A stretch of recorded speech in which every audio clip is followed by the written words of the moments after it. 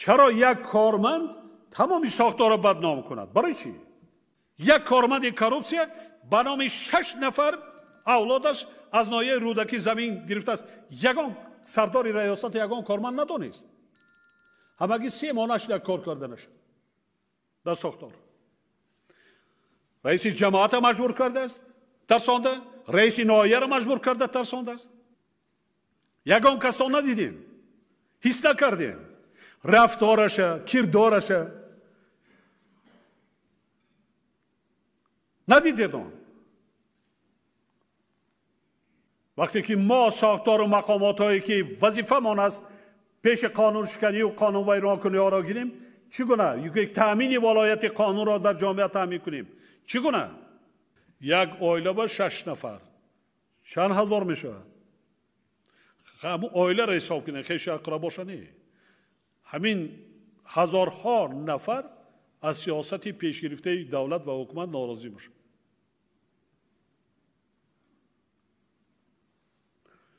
من وقتی پروکورور گنرالی با وظیفه پیشنهاد کردم، سپارش هم دادم. با من معلومات میرسد، پول طلب.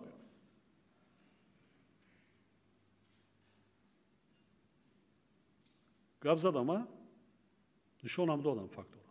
شده. فهمیدین؟ دیل جنایتی که وای کردن یگان اساسی دلیلی وای ندارد. برای قتل می شود، برای قتل کردن صاحب همون شخص دعوت میکنن که من دیل تو را من قتل میکنم، بیار حقی مرا. این حالت هم هست. یگان که نفر شما را مردم انتخاب نکرده است. مردم رهبر دولت، رهبر خودش انتخاب میکند. رهبر باور کرده، انتخاب کرده، تعیین میکنه با این یا وظیفه. من کی را باور کنم؟ با کی سپارش دهم؟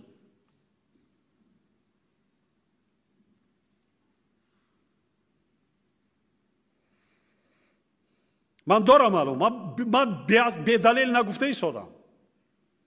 من حتی نوارها دارم. بعضنش خنده ها رو بعضن تا این اندازه رهبر دولت و دیگران را وای میکنید، حساب میکنید که نمیرسد. حالا زمانی هست که دیگر پنهان کردن نمیشود. یگان چیزه. برای چی من شفافیت گفته ایستادم؟ فعالیت کاری ما شما از رهبر دولت سر کرده برای مردم آینه برای معلوم باشد.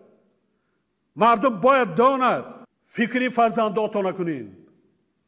لیکن شما سوگند یاد کردین، همین راه انتخاب کردین که صادقانه خدمت میکنین، کار میکنین. شما را مجبورن یگان کس تعیین نمیکند.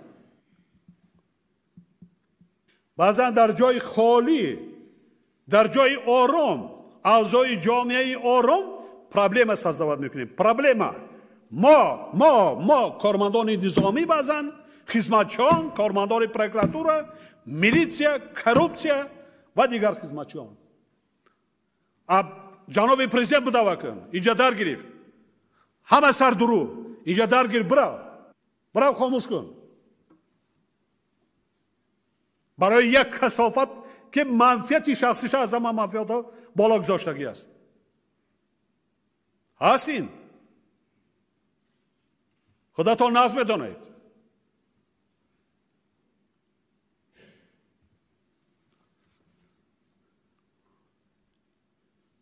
سالهای پیشتر بعضا سردار شعبه کارهای داخلی شهر ایستروشن و ولایت ماندم، ولایت نارام کردم.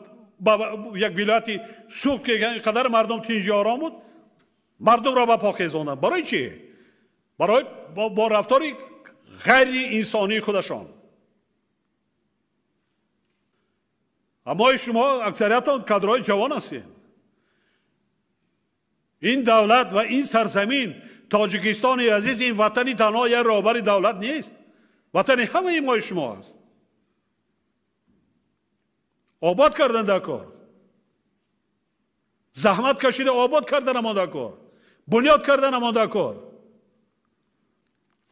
بسیاری ها میکنیم $100 گرفت، 100 سامان گرفت، دیگر گرفت.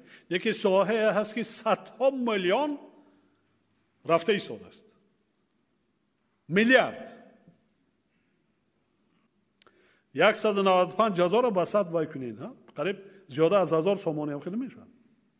فکر میکنین که همین خیلی خوب وای به نفقه گیران وای گرفته است. به واسطه به انم این روی راست کارپسیه است. کارمندان اگنتی حفظی اجتماعی است، امانت بانک است و شخصی که وای میکنه. مثلا شهروند جبارов Садулло از ماه مارت سال 1992 همچون نفقه‌خوری معیوبی گروه دویم به قید گرفته شده 10 اپریل سال 2011 وفات کرده است. بعد از وفاتش در دام 3 سال و 5 ماه به صورت حساب او 46,000 سومانی پرداخت کرده شده. مبلغ مذکور از جانب همسرش در 140 حالت از آن خود کرده شده است. چون این مثالا بنیاد زیاد است، چیزی که حالا تفتیش شده است. در بعضی حالتها شهروندان با مقصد استفاده از امتیازهای نفقوی با ساختارهای داخلدار با هر راه واسطه حجتهای معیوبی قلبکی را پیشنهاد نموده صاحب نفقه معیوبی گردیدند و از این حساب به بودجه دولت در 24 حالت به مبلغ 1,320,000 سومانی ضرر مالیوی رساند. از جمله شهروند یوسفو و گلچهره از 1 اکتبر سال 2003 حجت معیوبی گروه دویم پیشنهاد نموده با او 3,572 سومانی نفقه تعیین کرده شده است در 1 ماه. من تلویزیون را نگاه میکنم، بعضی که گروه معیوبی دویم دارد در تلویزیون همین برآمد میکنن که سخنرانیشون از سخنرانی من در بقوت است. 2,000 نفقه معیوبی میگیرن. من سپارش دادم اونایی که از تشخیص نگذاشتن زیاده از 10,000 است نتین معیوبی شد بیاید از تشخیص بذارد 15,000 نتیتان اکثرشان صاحبای خدمتچیان دولتی است که 8,000 7,000 5,000 15,000 نفقه معین کردند. حالا که معاش در زمان تا سال 2000 میزر بود 100 سومانی نبود. همه حجتهای قلبکی قضیه یک کس هم مراجعت نمی کند. صدها اگر جمع کنیم 100 میلیون سومانی میشه. اینا تاخیر بردن در کار در یک جایی شنید. کمک های اجتماعی ما باید ادرس وای کنیم بر حق به شخصانی که محتاج هستند، معیوب هستند، مریض هستند. اینچنین باید کارها در سمت همکاری های بین المللی تاجیکستان در ساحه مقاومت با کروپسیا، رابطه با ساختارهای جامعه شهروندی و اجرای معیارهای رفتار ضد کروپسیونی از طرف اهل جامعه وسعت بخشیده شد. همزمان با این مبلغ‌های دولتی و سرمایه‌گذاری‌ها از جمله در عملی سازی لایحه‌های مهم مملکت و کارهای ساختمان و بنیادکاری باید زیر نظارت قطعی قرار داده شود و در این سمت باید چنین شرایطی به وجود آورد که سوء استفاده از منصب، کروپسیا و تصرف مال و اموال تدریجاً به نیستی رسانیده شد.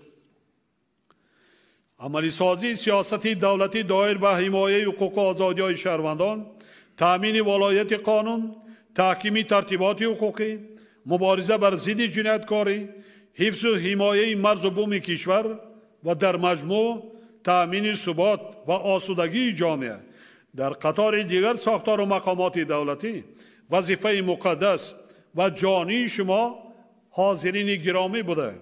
از هر یک شما پاک وجدانی و مهارت بلند کسبی را طلب می نماید. وقتی خودی کارمند کروپسیا و خودی کارمند پروکراتور دست به کروپسیا و زمین فروشی دارد، به نزدیکی 3 کارمند اگنتی نظارت مالیوی و کروپسیا در خود حدود شهر دوشنبه همخیلی دستگیر کرده شدند با پروکرور در یک جایی با کارمند پروکراتور. نبینید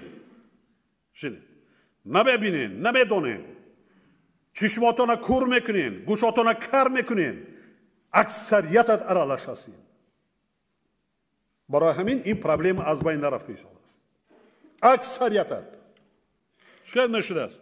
بعدی همگی 5 ماه نماینده یک ساختار نظارتی تفتیش میکند، اخبارات میتیه که جناب عالی همش درست. بعدی 5 ماه پلات حساب میکند 10 میلیون کم آمد. چی است اینجا؟ روی راست کروپسیا پارگیری است. روی راست یگان چیز دیگر نیست. وای تفتیشگر باید در نزد قانون حتما باید جواب بگیرد و در ساختار عموما باید کار نکند. از کدام ساختار نظارتی نباشد؟ کارمندی پروکراتور است، پلات حساب است، اگنتی است، انداز است. ساختار کوچک است. چی شده اینجا؟ سودا این بسیار وای است. این هست سودا. نتیجه سنجش برابر پیشنهاد کرده نمیشه. تا در دوری دیپلمات میگردید سودا میکنید، همین قدر میتید من شما در نویسه میتیم. یا پیش از سنجش رفتن من آمده ایستادم، همین قدر وای میشود من آمده ایستادم تیاریتان بینین.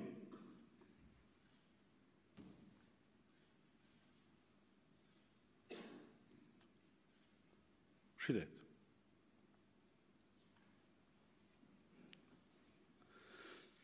یک ساختار دیگر کنیم شما را نظارت کنند، فعالیت کاری شما. یا اینکه میرود رئیس مجموعه میکرد که 3 کاستا مرا جای زمین میتی، نیکی گفت تمام. رئیس جماعت 4 تا رئیس جماعت گرفته دیگر کشور روسیه رفتگی. از دستی کی؟ از دست کارمندی کروپسیا و پروکراتور. برای چی؟ زمین میتی من نمیدانم. زمین منم 4 کاستا من رو زمین میتی برای خانه. کانال ما در سامانه یوتیوب هم نوا ابونه شو و از ویدیوهای نو با خبر باش.